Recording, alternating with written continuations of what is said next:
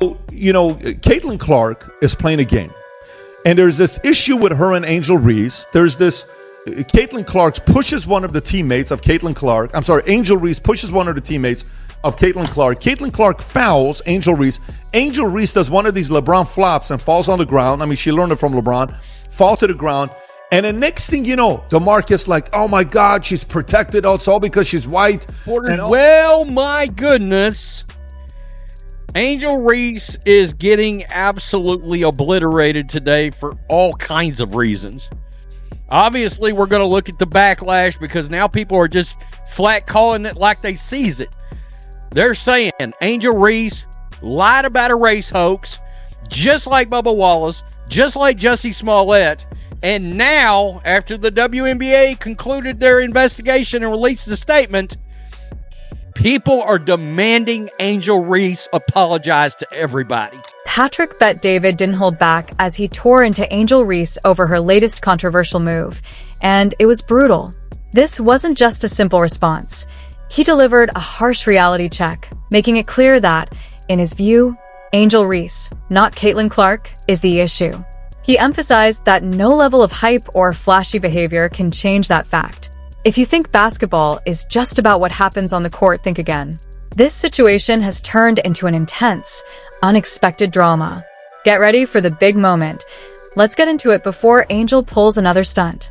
You know what I love watching? I love watching her highlights of missing shots.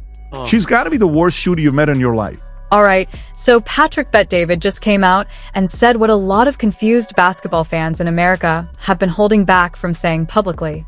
He basically hit the brakes on all the hype before it completely derailed into unrealistic expectations.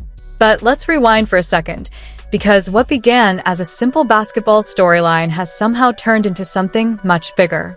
It now feels like a mix of a Shakespeare-style drama, social media feuds, and cable news outrage, all layered with heavy racial tension and amplified by outlets like ESPN. This is Angel Reese. Go ahead and play it. She needs a lot of attention. Go ahead. Yeah, the reason why we watching women's basketball is not because of one person. It's because of me too, and I want y'all to realize that. Like, it's not just because of one person. A lot of...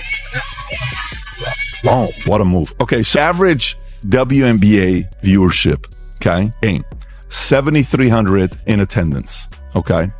The average Angel Reese game is 10,100, 10,200. They come to watch her. You know what the average attendance is when Caitlin Clark plays home or the road? What? 15,300. Wow. Here's how it unfolded for anyone who missed the moment that set off chaos across the WNBA comment sections.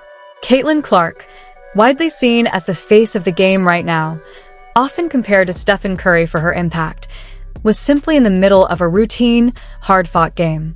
Then Angel Reese entered the picture. The narrative frames it as a sharp contrast. If Caitlin Clark represents hope and growth for the league, Angel Reese is portrayed as a source of controversy, surrounded by drama and criticized for her style of play, particularly her rebounding, without scoring dominance. Jackie Robinson of the WNBA will be Caitlin Clark if she stays healthy. There's a group of them that would hope for her to be out. But why do you say she's going to be the Jackie Robinson of the WNBA? Well, it's not like she's the first white girl. She's not the first white girl, but she's the first white superstar at the levels where she's scoring these, the threes she's shooting. She's like a Steph Curry. She's the first actual superstar that people care.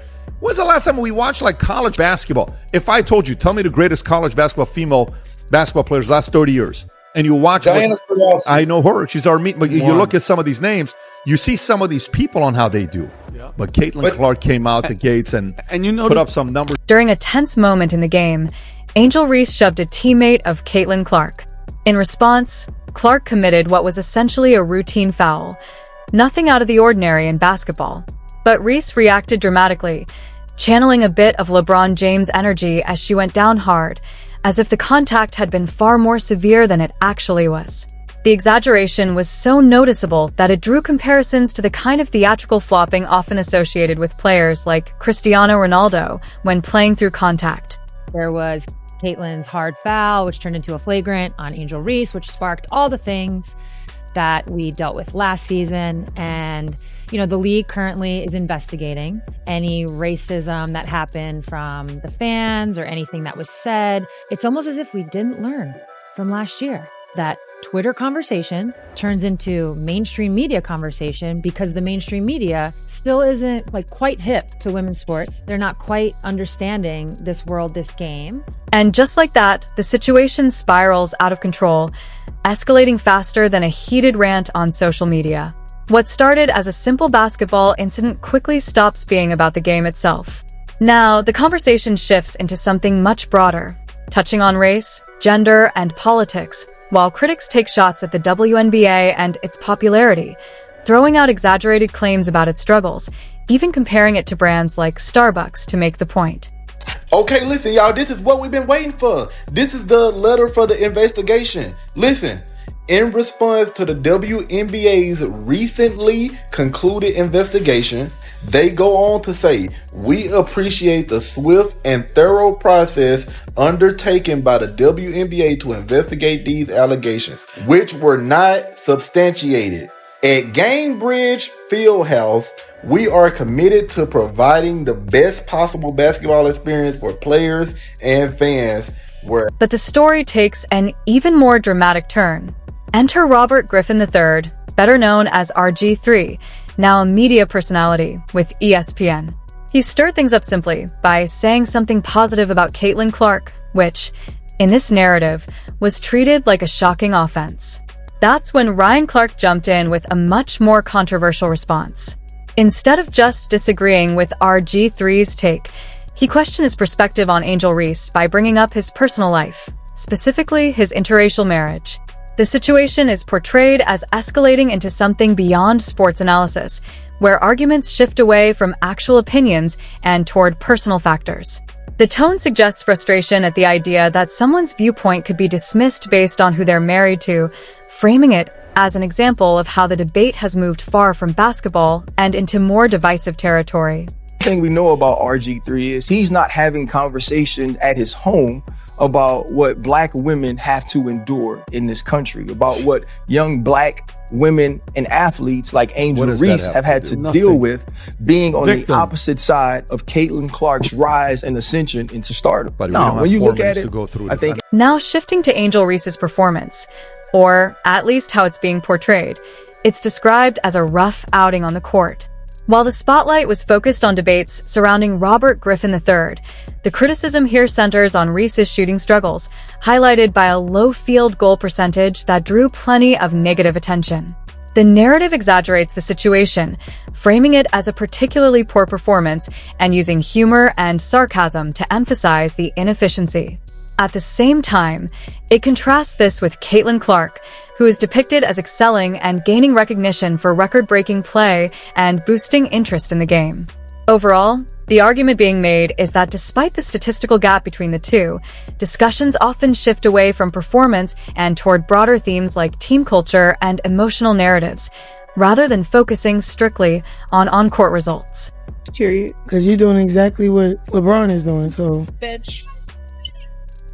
Cardoso with the miss. Angel Reese picks it up, what she's good at. Getting another offensive rebound. She says, give me that. How about another? Persistence trying to pay off. Jones gets a piece. Angel Reese won't give up. Jones with another block. Amid all the chaos, Caitlin Clark is portrayed as the standout, breaking records, drawing crowds, and boosting the WNBA's visibility, while others, including Angel Reese and Brittany Griner, are depicted as adding to the drama or struggling on the court. Commentary from figures like Patrick Bet-David and Ryan Clark shifts the conversation beyond basketball into debates about race, performance, and media narratives. The overall argument claims the league is missing a major opportunity by focusing on controversy instead of talent, suggesting that success and respect should come from on-court performance rather than hype or off-court discourse.